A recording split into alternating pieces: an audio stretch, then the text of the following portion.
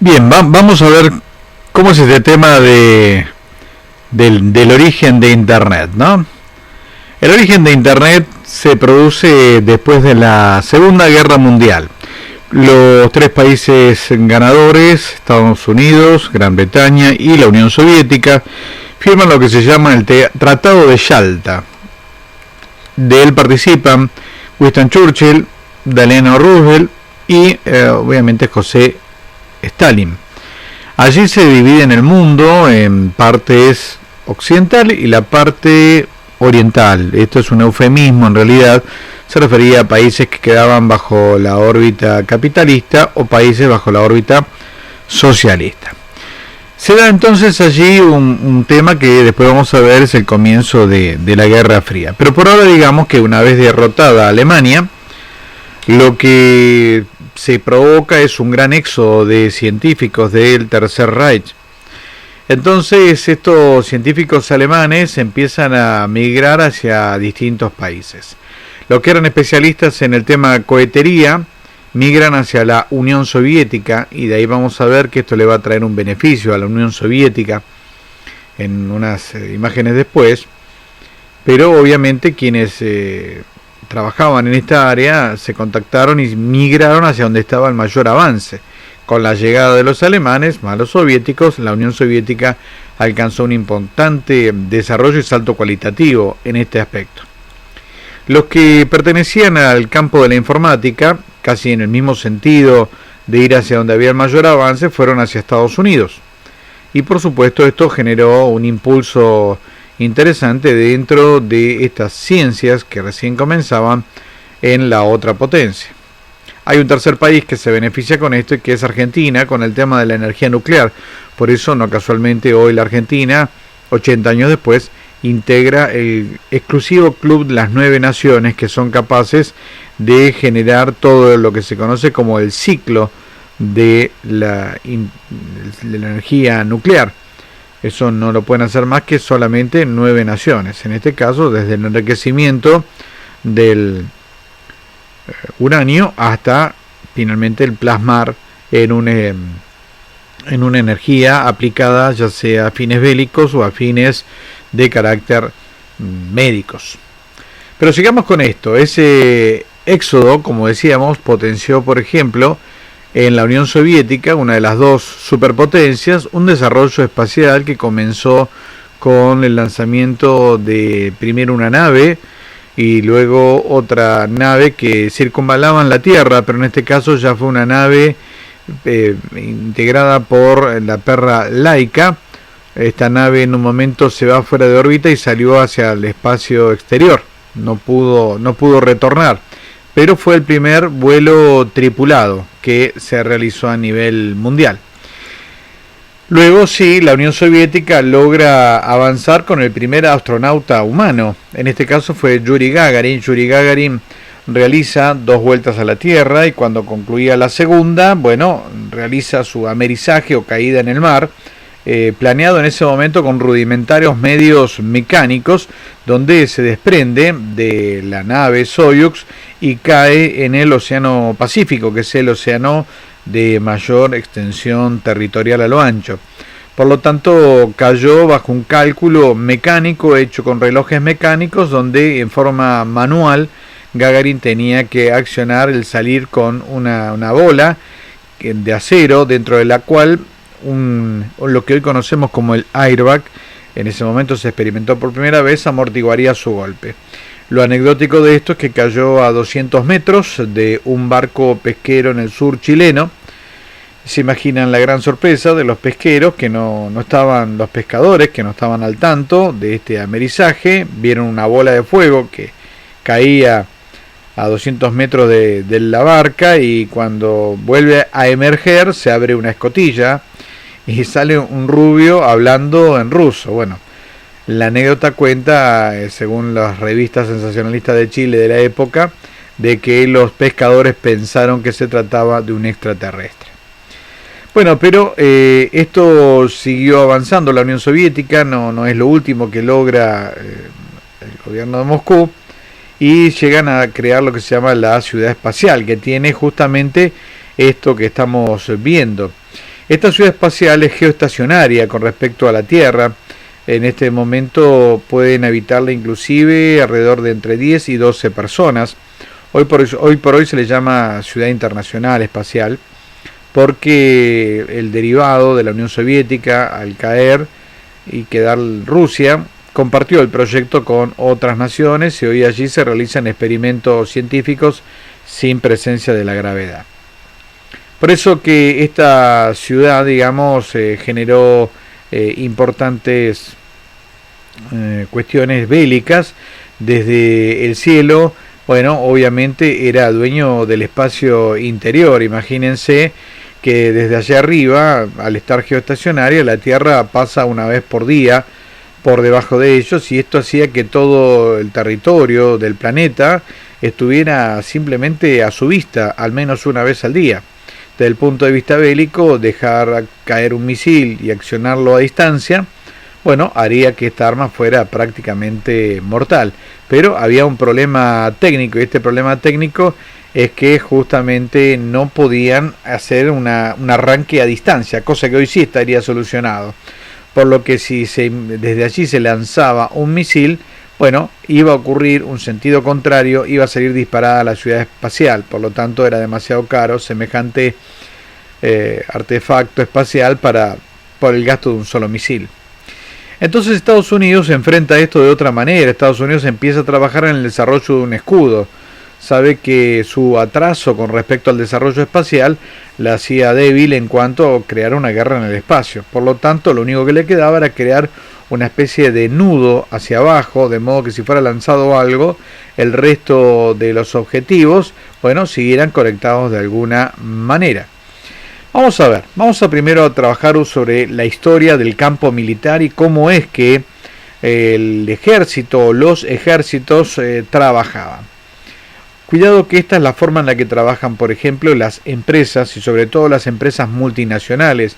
Gran parte de los desarrollos gerenciales tienen muchas veces como modelo estos aspectos de carácter militar. Primero que nada había una conducción centralizada, esto es lo que se llamaban los ejércitos napoleónicos. Napoleón, Bartolomé Mitre, bueno, ni que hablar de nuestro general San Martín. Bueno, ellos iban al frente de su ejército, porque no había otra forma de controlarlo ni dirigirlo. No había formas de comunicación que permitieran algo. Este ejército básico estaba así compuesto por esa conducción central y después había lo que se llamaban los mandos intermedios, es decir, lo que se le llamaría el rango de coroneles. Hoy en un ejército estaban los generales, después venían los coroneles. Por cada general había varios coroneles. Se empezaba a armar una especie de ramificación hacia la base, donde luego de los coroneles, bueno, venía la tropa, y la tropa, como ustedes verán, ya empieza a ser, digamos, mucho más masiva. Pero de hecho había como estadios intermedios, la información estaba intermediada por los mandos y hasta llegar a la tropa había ahí un tema de comunicación. Esta era la forma y el motivo por el cual los ejércitos históricamente, hoy simplemente es una tradición, tienen orquestas, ya que una orden no podría llegar nunca en una forma transmitida hacia la tropa, o sea, hacia la base. Entonces una de las formas de comunicar, ya sea un avance por izquierda, por derecha, un movimiento de pinza, correspondía a una melodía musical. Por eso eran tan importantes los músicos militares. Hoy simplemente son un hecho histórico, tradicional, pero no cumplen un rol militar. Ahora, justamente fíjense qué pasaría si se sufre esto, ¿no? Digamos, hasta acá teníamos una conexión desde la conducción centralizada hacia los bandos intermedios, pero un solo misil podría provocar esto. Es decir, un solo impacto en la cabeza dejaría en vista tres ejércitos funcionando, tres ejércitos que estarían descoordinados entre ellos. ¿Qué pasaría si caen algunos bandos medios? Fíjense, la tropa, la base, quedan totalmente sueltas a su arbitrio.